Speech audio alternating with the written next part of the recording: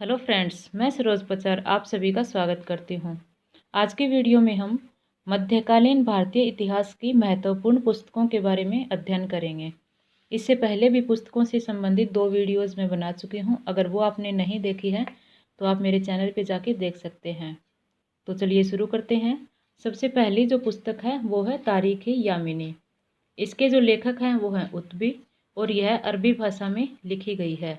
इस पुस्तक से हमें महमूद गजनवी के बारे में जानकारी मिलती है। अगली पुस्तक है तारीख़-ए-बहाक़ी। इसके जो लेखक हैं वो हैं बहाक़ी और यह भी अरबी भाषा में लिखी गई है और इस पुस्तक से भी हमें महमूद गजनवी के बारे में जानकारी मिलती है। अगली पुस्तक है तारीख़-ए-मुबारक शाही। यह पुस्तक इसके जो लेखक हैं वो हैं यहया बिन अहमद सरहिंदी और यह पुस्तक मुबारक शाह को समर्पित है। अगली जो पुस्तक है वो है मलफूज़ात-ए-तिमूरी और इसके जो लेखक हैं वो हैं अमीर तैमूरी, अर्थात ये जो है वो तैमूर की आत्मकथा है और यह तुर्की भाषा में लिखी गई है। अगली पुस्तक है वो है वाक़िया-ए-मुस्ताक़ी।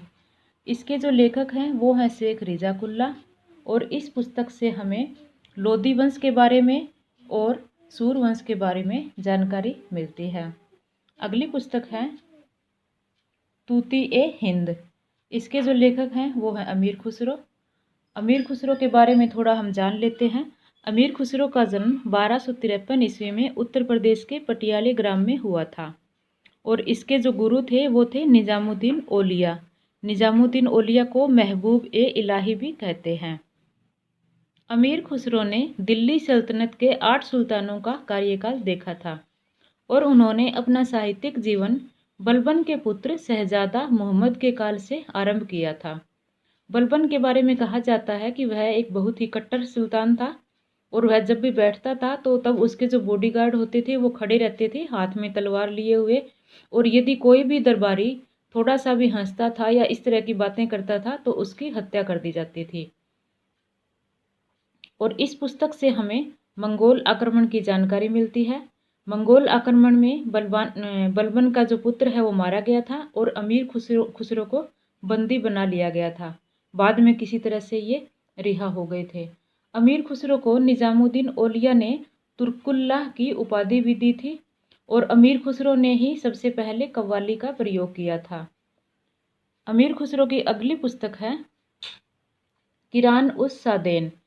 इस पुस्तक से हमें जो है वो कैकुबाद एवं बुगरा खां की भेंट का आंखों देखा वर्णन मिलता है। यह पुस्तक कैकुबाद के आदेशानुसार लिखी गई थी। अगली पुस्तक है मिफ्ताह उल फुतूह। यह पुस्तक जलालुद्दीन खिलजी के काल में लिखी गई थी और इस पुस्तक से हमें मलिक छज्जू के विद्रोह की जानकारी मिलती है। इसके अलावा झाइन के युद्ध की जानकारी मिलती है व रणथंभोर के अभियान की जानकारी भी हमें मिलती है। अगली पुस्तक है वो है खजाइन उल फुतूह। इसका अन्य नाम है तारीख़-ए-अलाई और इस पुस्तक से हमें अलाउद्दीन खिलजी के दक्षिण भारत के अभियानों का उल्लेख मिलता है। अमीर खुसरो की अगली जो पुस्तक है वो है आशिका। आशिका पुस्तक से हमें गुजरात के शासक करण की पुत्री देवल रानी व अलाउद्दीन खिलजी के पुत्र खिज्र खां के प्रेम संबंध की जानकारी मिलती है और इस पुस्तक का लेखन जो है वो खिज्र खां के आदेश पर किया गया था, परंतु जब तक यह पुस्तक पूर्ण हुई उस समय खिज्र खां ग्वालियर दुर्ग में अंधा बंदी था। इस प्रकार यह एक ऐसी रचना है जिसका अंत दुखांत कथा के रूप में हुआ था। अमीर खुसरो को कैद करने की जानकारी भी हमें जब मंगोल आक्रमण हुआ था तब अमीर खुसरो को कैद कर लिया गया था, उसकी जानकारी भी हमें इस पुस्तक से मिलती है। अगली पुस्तक है वो है नूह सिपिहर। इस पुस्तक की रचना खुसरो ने भारत के प्रशंसा में की है और यह एकमात्र ऐसी पुस्तक है जो कि उन्होंने किसी के कहने पर नहीं लिखी।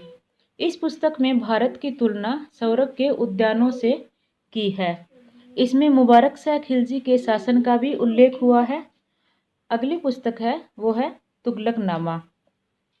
तुगलकनामा में खुसरो शाह व गियासुद्दीन तुगलक के बारे में जानकारी मिलती है। अमीर खुसरो की कुछ अन्य पुस्तकें भी हैं, उनके बारे में भी हम जान लेते हैं। तो वो हैं नाजुल फुतो, तारीख़ दिल्ली, एजाज ए खुसरवी, अफजल उल फवायद,